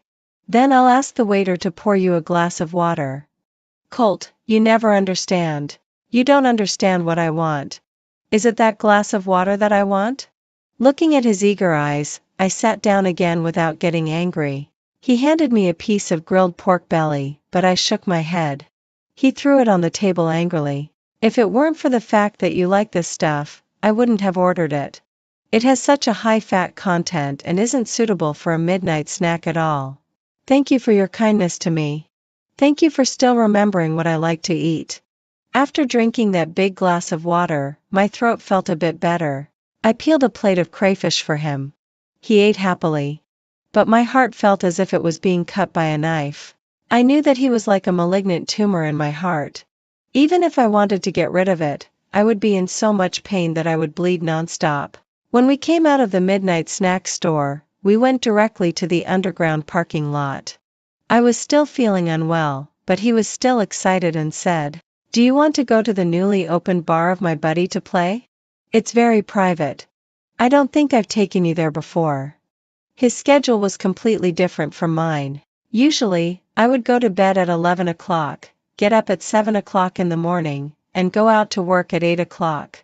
When he wasn't working, he had a rich nightlife and got up late in the morning. When he came to see me, he would tell me in advance, and I would try my best to arrange my work and fit in with his schedule. But today I was so uncomfortable, and he asked me to go to the bar with him to play? My nose was a bit stuffy. I opened the storage shelf in front to get some tissues, but a box of something accidentally fell out. It wasn't the brand we usually used. At that moment, time seemed to stand still. I even stared at that box for more than 10 seconds before calmly picking it up and putting it back. I knew he liked to have fun from the very beginning. I forced myself to believe that those were just casual flings and that he treated me differently anyway. Otherwise, why had we been together for 5 years? But now that I was so worried about gains and losses, was it because I couldn't accept his lack of loyalty? Colt was busy chatting with his friends on voice call and didn't notice what I had picked up at all. Colt, if you want to go and play, just take me back. If I'm delaying you, I can take a taxi by myself. Sophia, I've already said that I'll marry you. What else do you want? What about after getting married? Keep having fun? Create a good image for yourself outside. Colt, do you think if your fans knew you were such a bad person, they would still love you so much? Would they still shout brother and spend money on voting for you? I was so tired and my head hurt so much. Saying these words almost used up all my strength. There was a voice in my heart shouting, "Give up. He has never been the same kind of person as you." What? Do you still expect me to be faithful to you from the beginning to the end? To keep myself pure for you? Don't be ridiculous, Sophia. Yes, don't be ridiculous, Sophia. He has always been the one in control. I opened the door of the passenger seat and got out of the car. He was furious. Sophia, if you dare to leave, we're through. Fine. I had been waiting for him to say this for too long. Because I couldn't bring myself to say it. I was afraid that the dream I had woven would be shattered by myself. Now that he had said it, I felt relieved instead. Let it be over. Once it's over, there won't be any more pain. I won't pay excessive attention to his every look and smile anymore. I won't punish myself again and again because of his messy affairs. I walked on the street and didn't want to go back to the place that couldn't be called home. I didn't have a home anymore. When my parents were getting divorced in high school and dividing the family property, all the neighbors in the villa area were laughing at our family. There was always chaos at home. I could only hide outside the door, wearing headphones to block out those harsh words. On that early summer afternoon, Colt said to me, "Come on, brother will take you for a ride to get you away from this annoyance." I still remember his eyes that were like obsidian, with the corners slightly raised, creating ripples in my heart one after another. He was 1 grade older than me and had very good grades. He often gave speeches in front of everyone in high school. To me, he was the light that I could never reach. Since I was in the second year of high school, it was because of him that I didn't go astray. He would tell jokes to make me happy, take me to restaurants he thought were good, urge me to study hard, and help me with my homework. At that time, he did more for me than my parents did. My parents only knew how to quarrel all day long. In the end, they went through the lawsuit process. It wasn't until they got divorced that I found out that my father had someone else. And then my father went abroad and never contacted me again. During the darkest 2 years of my life, it was Colt who led me out of the darkness and gave me new goals. But after he went to college, I never saw him again. Because my mother's health was not good at that time and there were problems with the company's capital chain, the villa we lived in was auctioned off, and we had to move away. I even left in a hurry without saying goodbye to him. It wasn't until later when I accidentally met him in the hospital when my mother was seriously ill that he asked me if I wanted to be with him and he would help me pay for my mother's medical treatment. I nodded without hesitation. And it had been 5 years since then. I still remember the excitement and secret joy in my heart when we reunited at that time. I spent all my savings on treating my mother's illness. When I was still in college, I took 3 part-time jobs at the same time. The high medical expenses were almost crushing me. It was only when Colt appeared that I could breathe a little easier. How could things have changed later? I had put in more effort than ordinary people to get my boss's attention at the age of 26 and climbed to the middle management of the company, just to pay off the medical expenses that Colt had borne as soon as possible and not owe him anything. I might not be good at socializing outside, but there was no doubt about my professional ability. But in Colt's heart, I was just a partner who could be summoned and dismissed at will. I went back to the luxury apartment where I had lived for 5 years, packed up my things. Except for the things he bought for me, all my own things could be packed into one box. Finally, I took a look at our only photo on the TV cabinet and threw the key on the dining table, then left the place where I had stayed for 5 years. I booked a hotel near the company for a week temporarily. When I went to the company to report the next day, I went to see the leader and said that I could take on the business trips. "Sophia, why have you changed your mind now? Did your boyfriend agree?" "Manager Fong, I'm still young and should work harder on my career. Career is more important than men. Making money is more important. Only when you have money can you have the confidence to live the life you want and have the confidence to stand in front of Colt and say that I don't care about anything of yours. I have a new idea. We can open a branch office in Rongqing. Our business volume there is relatively large at present. Every time we send a small team on business trips, the cost is too high. It's better to open a branch office directly and we can also win over more customers. Do you want to go there and take the lead? Sun Shi from the first planning group is getting married and probably won't want to go." I was stunned for a moment. I could go on business trips, but suddenly leaving the place where I had lived for more than 20 years, the fear of the unknown came over me. I'm not a person who is good at adapting to new environments. So during the 5 years with Colt, I never had the courage to say goodbye. Manager Fong, can I think about it? The time is very urgent. We need to start the preparation as soon as next week. I've negotiated a big order there. And the other party also hopes that someone can be there for a long time for better communication. Was this an opportunity given by God to help me leave completely? Okay, I'll go. I hesitated for 2 minutes and finally agreed. Manager Fong smiled with relief. There was a lot of work that had piled up over the past 2 days, and I was so busy that I didn't even have time to eat. The new little assistant suddenly leaned close to my ear and said, "Sister Sophia, did you break up with your boyfriend?" I raised my eyes and saw her innocent look, then shook my head. "I don't have a boyfriend." "Then do you like him?" She pointed at my computer screensaver. It was a promotional photo of Colt. I thought it looked nice at that time, so I used it as the screensaver and never changed it. "What's the matter?" "Let me tell you a piece of gossip. This guy is such a playboy and isn't worth chasing after. Don't be like those mindless fans." "You know about that?" I was a bit surprised. She was just a young girl at the age of chasing stars. Why did she suddenly tell me this? My brother works in a media company, so he has some inside information. Anyway, just don't chase after him, so that you won't feel sad if something bad happens in the future. I smiled, held the coffee she gave me, and nodded. "Okay, kiddo. I got it. I'll change the screensaver right away. By the way, Mr. Fong asked me to set up a branch company. Would you like to come with me?" She blinked her eyes. "I have to go home and ask my dad." I nodded. She was a native of Beijing. If she was going to a strange place all of a sudden, I'm afraid her family wouldn't agree. I didn't have much hope either. I just thought it would be better if I could have someone I could rely on. She handed me a box of eye masks as if by magic. "Use the steam eye masks to apply on your eyes at night.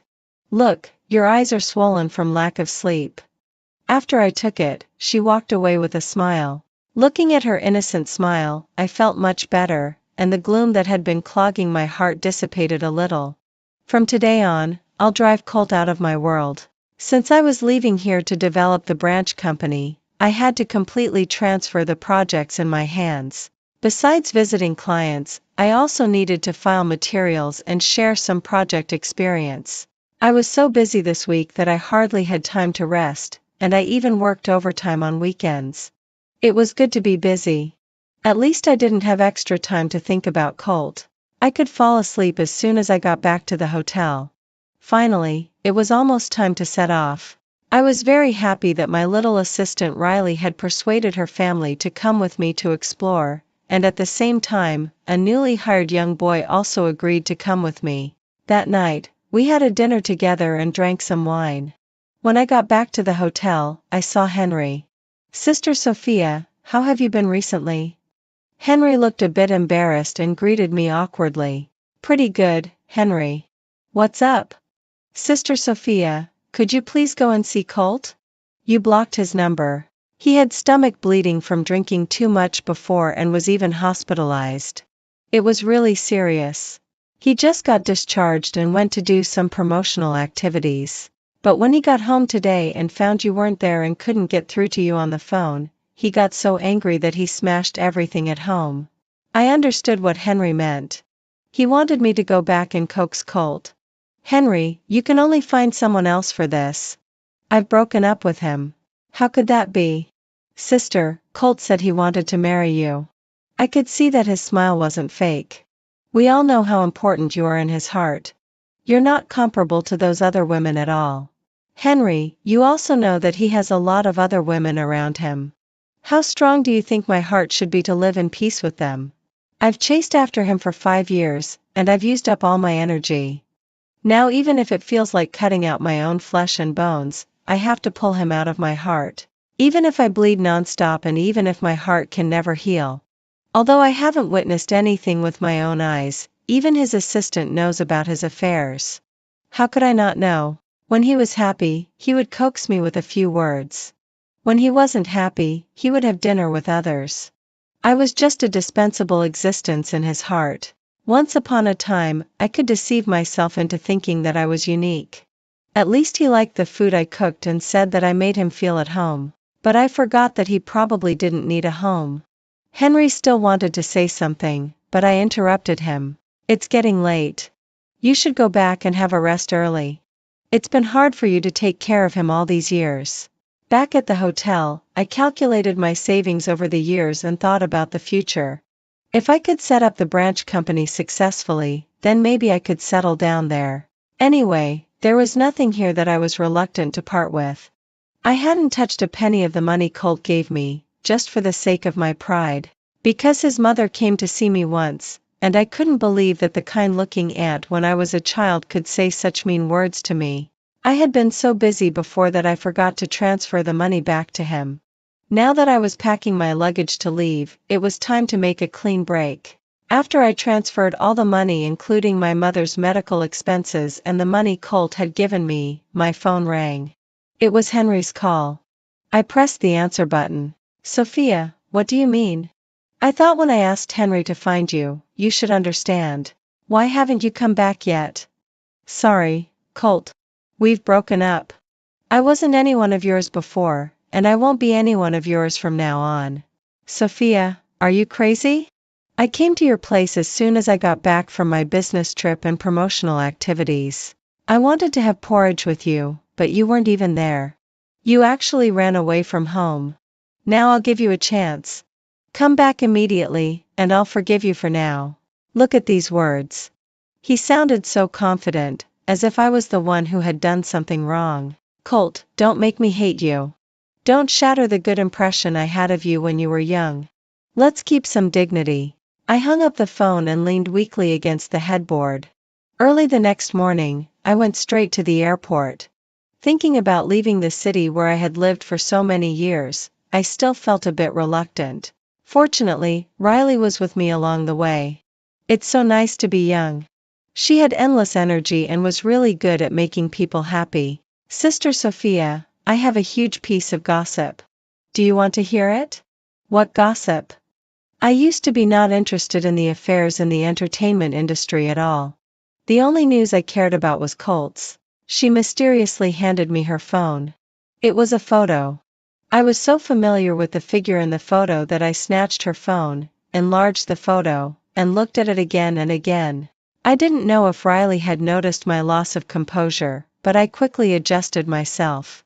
Little girl, don't always focus on these unnutritious gossips. Don't you want to know where he is? I didn't want to. I was even a bit afraid to hear about it. The fear of being dominated by Colt hit me instantly and made it hard for me to breathe. How many lonely nights of waiting, how many times I held back my questions, everything was hidden in my heart, and there was no one to talk to and no one could understand. I didn't even have close friends, and it was impossible to talk about these private life matters with colleagues. He's in the police station. I just don't know why he was taken there. My brother knows a paparazzi who sent him the photo. Then why do you have the photo? I blurted out subconsciously. Riley smiled charmingly, with a bit of slyness in her smile. Because I asked my brother to keep a close eye on him. If there's any news, he should tell me immediately. He thought I was so crazy about chasing stars that he would send me any negative news right away. Oh. I let out a heavy sigh. She leaned close to my ear and asked, You don't still like him, do you? He's like this. Why do you still like him? How about I introduce my brother to you? I shook my head repeatedly.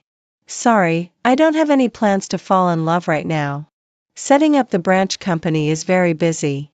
Do you think it's a joke? Since you've chosen to come with me, we should also achieve something so that we can report to the headquarters. Riley's clear eyes stared at me, making me feel a bit at a loss.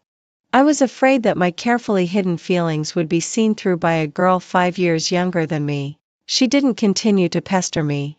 She went to buy me a cup of coffee and then informed me that it was time to board the plane. During the days in Chengdu, the three of us managed to do the work of 6 people. We rented an office and handled the registration procedures. I not only had to take on administrative work and be the driver but also was responsible for following up on all kinds of affairs. It was tiring but also very happy, because I didn't have a single moment to think about Colt. Riley's laughter every day was enough for me. On the day when we got the business license, I finally breathed a sigh of relief. I was preparing to draw up a recruitment plan in the office and planned to go over it with Mr. Fong the next day so that we could start all the business. In the dead of night, my phone suddenly rang. I took a look and saw it was an unfamiliar number, so I subconsciously refused to answer it. But the phone kept ringing persistently for several times. I was afraid that it might be a client's call that I forgot to save, so I finally answered it. Sophia, it's me. Auntie? What can I do for you? I clenched the phone tightly. Colt's mother took the initiative to find me, and it definitely wasn't a good thing. Colt told me before that he wanted to marry you. His father and I also agreed. Now you quit your job and get ready for the wedding. I didn't understand what she meant. The scene where she bossed me around and said that I wasn't good enough for Colt and would never be able to enter the Colt family was still vivid in my mind. Auntie, sorry. I've broken up with Colt. It's impossible for us to get married. Sophia, don't you know your own situation? It's a blessing for you to marry into our Colt family. Just tell me what conditions you want. We'll try our best to meet your requirements. No, thank you, Auntie. Please choose another daughter-in-law. I'm not worthy of the Colt family. I politely hung up her phone. Soon the phone rang again. I thought it was still Colt's mother, so I answered it directly. Auntie, please don't call me anymore. I'm very busy.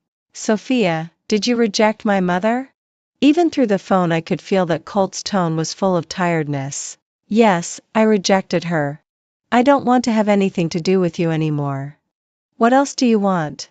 Have I ever treated you badly these years? Which of the car and the house wasn't bought by me? Yes, they're under your name and haven't been transferred yet. I know I like to have fun, but everyone in this circle is like this. If I don't play around, they'll think I'm an odd one out. Besides, I'm not serious with those people. If you marry me, I'll change. We'll have a child. I was almost laughed out of anger. The two of them, mother and son, were really. Colt, that's enough. Stop harassing me by calling. I'm busy and don't have time to chat with you. Sophia, my mother has introduced many girls to me, but I only want to choose you. After all, I've watched you grow up since childhood. I know you well. I don't trust those other women outside. I'm afraid they're not clean. The palm of my hand holding the phone was sweating a little. So for him, my only advantage was that I was clean. Colt, let's stop here. After hanging up the phone, I found that I was already in tears. I couldn't tell whether it was because of sadness or because I was glad for myself. So it was just like this. I slept very poorly at night. In my dream, I had a loud quarrel with Colt. Those fragmented dreams were probably what I had always wanted to do in my heart. When I went to the office, Riley had already bought breakfast for me. Sister Sophia, did you stay up too late last night? I should have known that I shouldn't have listened to you and gone back first. I've reserved a big meal for lunch. Let's go and eat together to relax. I smiled helplessly. Little girl, you're almost making me fat. You're too thin. Of course, you'll look better if you put on some weight. Then I'll feel a sense of accomplishment. Riley completely ignored the fact that there was a man in the office. She came over, put her arm around my waist and pinched it, and said seriously, "That's good. Finally, you've got a bit of flesh." There was something shiny in her eyes, which made my breath suddenly stop for a moment. I didn't have very close girlfriends and I wouldn't have overly inappropriate behavior when interacting with others. I instinctively took a step back and said calmly, "All right, let's get to work first. I'll treat you to a big meal at noon." Riley was like a carefree girl and said with a smile, "Okay, here I go. Shall let's get to work." I didn't breathe a sigh of relief until Riley left. Maybe I wasn't used to being so intimate with others. Maybe I would get used to it slowly in the future. When I was at school, those girls had much more intimate behaviors than this. I didn't think too much about it.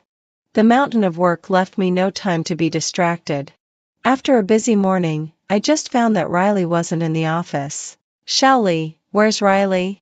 Oh, she went to the tax bureau. She said that some procedures hadn't been completed. By the way, it's almost time. Riley said that we should go there first. She's already reserved the meal. So Shaoli and I walked to the Western restaurant not far from the company. I had passed by this restaurant reserved by Riley several times. The decoration was very exquisite. Moreover, it was said that the number of people received every day was limited and reservations needed to be made in advance. Unless Colt wanted to eat there, I would never choose such a troublesome restaurant. For me, it was better to cook by myself at home. After we went in, the waiter led us to the booth by the window. There was a man sitting there dressed in a suit and tie with his hair neatly done. I quickly searched in my mind and confirmed that I didn't know him, so I checked the reservation information with the waiter again. The man turned around and waved to me. I noticed that he was wearing gold-rimmed glasses and looked gentle. Sophia, right? I'm Sean, Riley's brother. Here's my business card. Nice to meet you on our first meeting. I shook hands with him and took the business card. I couldn't help but look at him with admiration when I found that he was so young yet already in charge of the entertainment section of a famous media company. Sean, hello. Riley didn't tell me that I was going to have dinner with you today. I didn't prepare my business card either.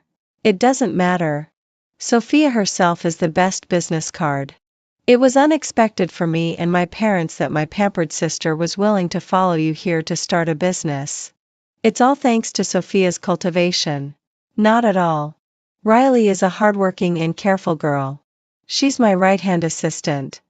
Sit down. Don't stand there. It's so formal. Sean's attitude was modest, making people feel like a spring breeze. You could also sense his respect for others from his conversation. Some people have such a talent that they can make you have no psychological barriers when talking with them and make the conversation very pleasant. Just when we were laughing because of some little gossip, I saw a familiar figure out of the corner of my eye. I was all too familiar with that figure. It was Colt. I couldn't think about why he was here. I just felt that I could hardly breathe at that moment. The psychological preparation that I had already made collapsed completely at the sight of him. It turned out that my obsession with him had already been deeply rooted. Secret love is like chaos in one's heart. I had been flustered, cried and laughed. In the end, it took all my strength to drive him out of my heart. I just didn't expect that meeting again after separation would be such a torture. I looked away, pretended to be calm and pretended that I hadn't seen him. I didn't hear a word of what Sean said at all. I just watched his and Shaoli's mouths moving. But I couldn't concentrate my thoughts no matter what. Suddenly, the light in front of me was blocked by a shadow. I looked up nervously. Sophia, you've got some nerve. How dare you have dinner with two men behind my back? Colt didn't look well and stared straight at me. My mind was in chaos and I didn't know how to reply to him for a moment. But Sean spoke first. Excuse me, Colt. Is there a problem with Sophia having dinner with me and my colleague? I didn't expect that he, who always looked gentle and elegant, would say such a thing. Colt twitched the corner of his mouth. So it's Mr. Lin. I wonder what Mr. Lin's intention is to have dinner with my fiancé. Shaoli, who was sitting beside me, was surprised and said, Aren't you? Not that. Shaoli, shut up. I shook my head and Shaoli quickly covered his mouth. Colt's eyes were gloomy as he scanned me and Sean, which made me feel rather uncomfortable. Colt, please respect yourself. I'm not your fiancé. I took a deep breath and said calmly. He completely ignored what I said, pulled me behind him and looked at Sean warily. Mr. Lin, don't you have any ideas about my fiancé, do you? Sean smiled indifferently. Since Sophia didn't admit that just now, why can't I have ideas? The atmosphere suddenly became tense. I didn't know why Sean, who had just met me for the first time today, was so at odds with Colt, until a sweet voice rang out, Sister Sophia, why don't you sit down? Look what I bought for you. I turned around and saw Riley. She was holding a beautiful box in her hand which looked like a cake. She saw Colt and frowned. Brother, why is he here? What a bad luck on such a nice day. I had never seen Riley like this. She was so angry that she pushed Colt aside directly and put the cake on the table. Colt seemed to remember something. Sophia, I came to Rongqing specially to celebrate your birthday with you. Is this how you treat me? I used to look forward to celebrating my birthday with him very much. I didn't need any gifts. It would be nice if just the two of us could cook and have dinner happily together. Unfortunately, in so many years, we had only spent one birthday together. Most of the time, only the gifts arrived, but he didn't show up. I felt so stuffy in my heart that my tone was a bit cold. Colt, if there's nothing else, I'm going to have dinner with my friends. Please leave. Exactly. It's enough for us to celebrate Sister Sophia's birthday. Who cares about you? Riley's words were sharp as she stared at Colt sarcastically. You guys? Do you know what she likes? Colt stared at Sean intently. He seemed to have misunderstood something. That look was like looking at a rival in love. Sean pulled Riley behind him and slightly raised his eyebrows. Whether I know or not, what does it have to do with you? In this way, even Shaoli could sense the tension in the air. I didn't know what Sean's intention was to deliberately say this and provoke Colt. But I only knew that as long as Colt was here, I felt very uncomfortable in my heart. Yes, what does it have to do with Colt? I looked at Colt coldly and quickly looked away. Arming myself with the sharpest thorns was the only way I could think of. Out of the corner of my eye, I saw Riley staring at Colt angrily. A subtle thought came to my mind. Did she have something with Colt before? That's why she reacted so strongly? Colt did something that shocked all of us present. Suddenly, he got down on one knee and knelt in front of me. He took out a small velvet box from his trouser pocket. My heart suddenly tightened. He was Colt, the arrogant Colt, but now he was kneeling in front of me. But what was the point of the belated affection? Sophia, marry me. If I had heard this sentence a few months ago, I would probably have been deeply moved and truly believed that Colt had turned over a new leaf. But now I just felt disgusted. Colt, do you think you deserve it? Believe it or not, I can make all those scandals of yours trend on the hot search this afternoon. Riley folded her arms and spoke very rudely. Sean quickly held her down, not giving Riley a chance to stand up. I looked at her and Sean, and the bewildered Shaoli, and felt like a joke myself. Letting my subordinates see me in such an embarrassing situation was undoubtedly the worst birthday for me. I had originally been in a good mood and wanted to have a big meal to reward myself for my recent hard work. I looked at Colt and said, "That's enough." After saying that, I picked up my bag and got up to leave. Fortunately, since it was noon on a weekday, there weren't that many people around, so there wouldn't be a commotion because of Colt's appearance. After walking out of the restaurant, I didn't know where to go, so I simply planned to go back to the office. Sister Sophia, wait for me. I turned around and saw Riley running over with the cake in her hand. You and your brother finally got to meet. Won't you have a meal before leaving? I'm sorry to make you a laughingstock today. I originally wanted to introduce my brother to you today, Sister Sophia. I actually know everything about you and Colt, but I'm glad that you didn't accept him today. He doesn't deserve you. I smiled bitterly. I had loved him with all my strength. Even if I wouldn't turn back now, it was still my own past. Maybe it was unpleasant, maybe there were regrets, but I couldn't deny that I had loved him. I don't know why he came. Logically speaking, he couldn't have found this place. Let me see your phone. Riley's serious expression made me a bit at a loss. I obediently handed her my phone. Her hands quickly pressed several times and she sneered, "This Colt is really hiding something. He's flirting around outside but installed a location tracking app on your phone." What did you say? I looked at Riley in disbelief. Was everything she said true? Colt, how could he treat me like this? So, was the so-called "I'm clean" also based on his control over me? I shuddered and clenched my palms tightly. Once I loved so deeply, but now I'm so disheartened. Riley, you can go back to accompany your brother. I'll take the cake. Thank you. She grabbed my wrist at once. No, we can't just let it go. I'm not done with Colt. What do you want to do with him? Did he harm you? Or were you once his little lover too? I was a bit angry and blurted out those words without thinking. I shouldn't have said that. Riley was originally a pure girl, and my words might have deeply hurt her. I saw the surprise and gloom in her eyes and didn't dare to look into her eyes. However, she didn't let go and said in a hoarse voice, "Whether he harmed me or not, it's just not okay for a scoundrel like him to treat you like this." I was dragged by her back to the restaurant. Colt was sitting at the table where we had just been, having a serious conversation with Sean about something. At that moment, all my anger welled up in my heart. How could he? How could he win my heart so easily and then shatter it just as effortlessly? Even everything about me was still under his surveillance. After walking over, before Riley could say anything, I slapped Colt across the face. This was the first time I had hit someone since I was a child. The clear sound of the slap was particularly abrupt in the quiet restaurant. Colt frowned and looked at me. "Sophia, what's the meaning of this? You won't accept my proposal but hit me instead? Shut up. A scoundrel like you doesn't deserve to talk to Sister Sophia." Riley was even more excited than I was and almost pulled him out of his seat. Sean stood aside. Instead of helping, he just smiled gently and said, "Sorry. My sister is a Sonda champion and she might have hit a bit hard. But I think you just got out of the police station and don't want to go back in again, right?" I caught a key piece of information. He said Colt had just gotten out of the police station? So was that photo before just for cooperating with the investigation? Colt's face obviously darkened. Riley said rather rudely, "Stay away from Sister Sophia from now on, or don't blame me for being rude.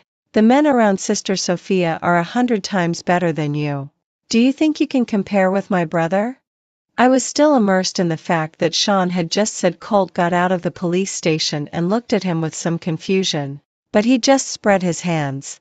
Colt called out in a low voice, "Sophia, I've come a long way here. Do you think it was easy for me? I couldn't sleep without you during this period. I know I was wrong before but I've come back to make amends. Can't you give me a chance?" Ridiculous. Do you think you're like the prodigal son who's welcomed back when he returns? Sorry, my family has plenty of gold and doesn't cherish you. Riley winked at Sean. Sean quickly echoed, "Yeah, there's quite a lot. My mother loves investing in gold the most." Colt's face didn't look good. He stared at me intently for a long time and finally said in a low voice, "Sophia, let's talk. Just the two of us." I glanced at him and said, "Let's go." I knew it was time to make a clean break. The two of us walked to the terrace of the Western restaurant. As soon as we went out, he hugged me from behind. "Sophia, I've been having a really hard time during the 2 months you were away. I quarreled with my mother and only then did I know what she had done to you before. I'm sorry. Many times, I only chose to believe her one-sided words. I was wrong about this." I pushed him away and kept a distance from him, looking at him quietly. Was it just about this? I believed that he indeed hadn't been having an easy time because he, who had always cared a lot about his appearance, now had heavy dark circles under his eyes. Without makeup, he looked exhausted all over.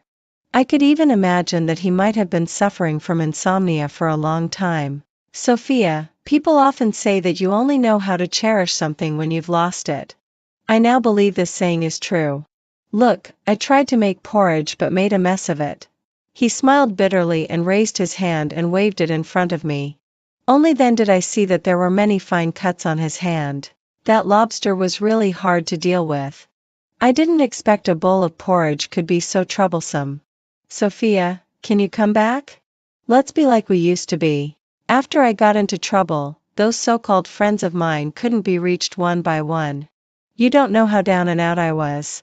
Often in the middle of the night when I woke up from my dreams, all I thought about was you. "What exactly happened to you?"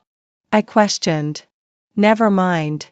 The important thing is that during this period, I've seen clearly what's in my heart. Give me one more chance. Colt, I used to love you so much that I lost myself. I loved you so deeply that I became less and less like myself. I can't tolerate any flaws. I knew some things, but I always deceived myself that you at least liked me." I paused. It was the first time I said what was in my heart in front of him. For a moment, I didn't know how to organize my words. His expression slightly froze and he looked at me with a complicated look in his eyes. But I understand that your liking for me was just based on our interactions when we were young, and it just happened that I was the one who would only listen to you. Actually, I'm quite particular about emotional purity. My tolerance for you has exceeded my psychological limit. It's not that I didn't give you a chance. I gave you chances but went from disappointment to despair. Now you tell me that you can turn back, but it has no meaning for me at all. Colt, it's too late. Do you understand? After saying this, both Colt and I fell into silence. After a long while, he finally said, I'm sorry, Sophia. I'm the one who's sorry for you. I've already completed the procedures for the house.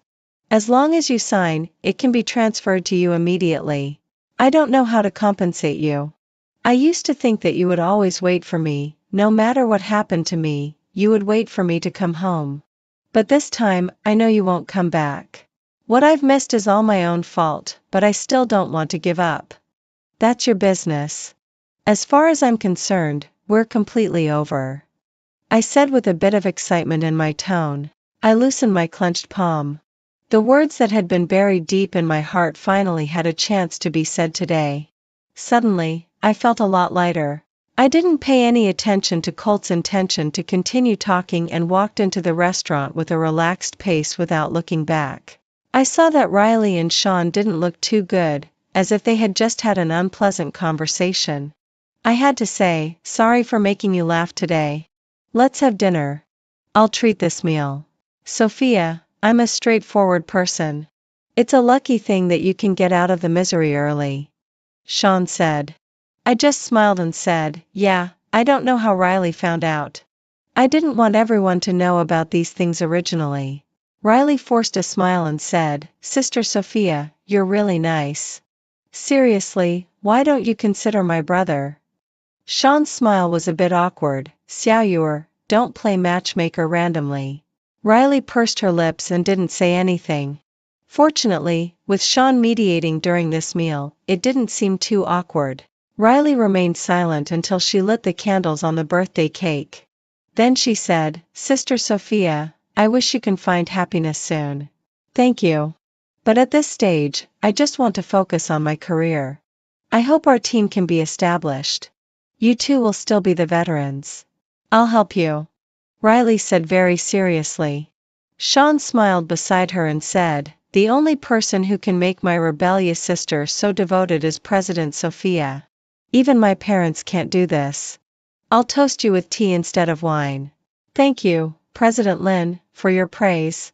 In the future, if there's any cooperation, I hope President Lin, for Riley's sake, won't dislike my small business. Of course. Finally, we finished the meal in a relaxed atmosphere, and I didn't notice when Colt left. That night, some bad news about Colt suddenly spread on the internet, and only then did I know what had happened to him. Given his family's style, it was impossible for them not to suppress the news when something like this happened. As for why it spread on the internet, I wasn't sure if it was Sean who took action, and I didn't feel right to ask. But in fact, Colt couldn't be active in the entertainment industry anymore. All his works were taken off the shelves. I believed that he had truly loved acting before, but now there was only a sense of pity left. I sat in the lazy sofa on the balcony, staring blankly at the countless lights in the city, realizing that I had completely bid farewell to Colt. I gently closed my eyes. Those beautiful memories in the past would only exist in the dusty memories. My 10 years were like beautiful bubbles. No matter how gorgeous and beautiful they were, there would always be a moment when they burst. I was glad that I could suddenly wake up now and see through these bubbles. The autumn wind was getting a bit chilly. I opened a whole bottle of red wine and drank more than half of it. Just when I was feeling dizzy, the doorbell rang. I opened the door and saw Riley standing at the door with a bottle of wine in her hand. I smiled. It was my favorite brand of red wine. It turned out that women understood women best. I guessed you were in a bad mood, so I came to be your drinking buddy. Riley shook the wine bottle in her hand. I covered my face and said, I just finished drinking. Don't worry. I'm not the Sophia I used to be. Then drink with me. I'm not in a good mood today either. You're not in a good mood either? Why? Did your brother scold you? Yeah, he said I was being naughty, but he still helped me. Sophia, I still want to tell you seriously that I don't have the kind of relationship with Colt that you thought.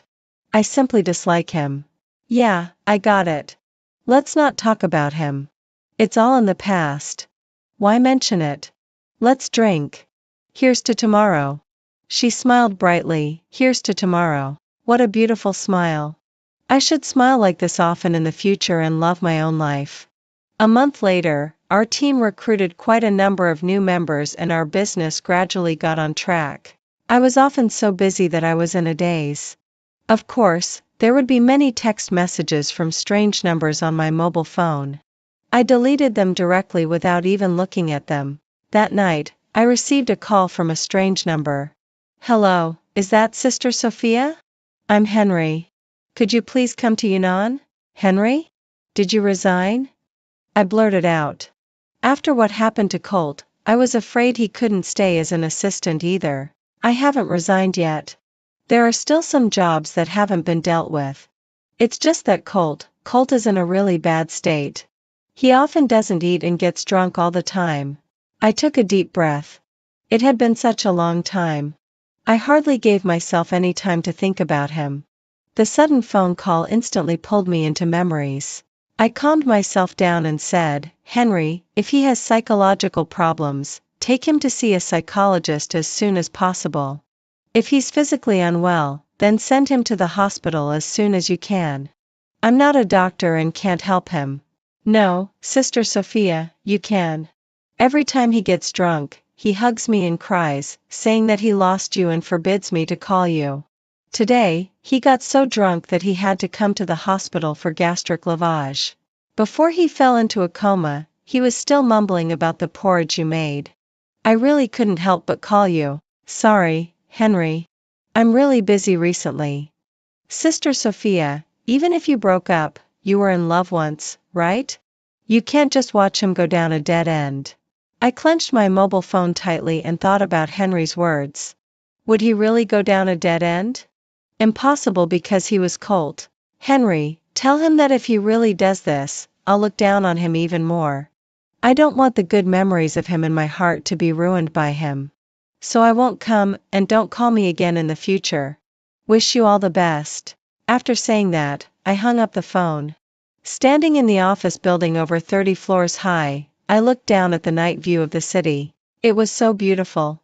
I thought that I should be able to work hard and create my own future here. That future belongs only to me. I can live a good life without Colt.